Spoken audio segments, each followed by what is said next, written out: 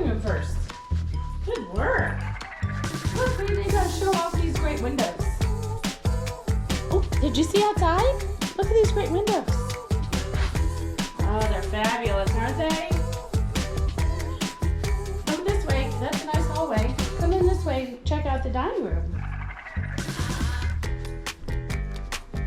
Right into the kitchen. Fabulous wood floors. We haven't noticed those yet, but we have great wood floors and hardwood under the carpet. Yeah, let's go upstairs. Good work. 3 bedrooms upstairs. All hardwood, great light. Here's the primary.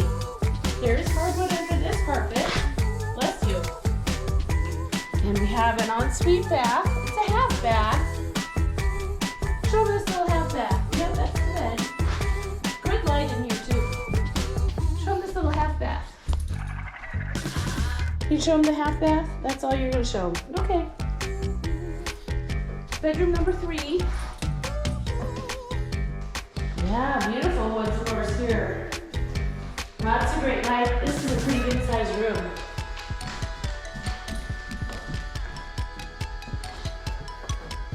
Then we have a full bath. It's really a nice big size bath. Glass brick over the tub and shower.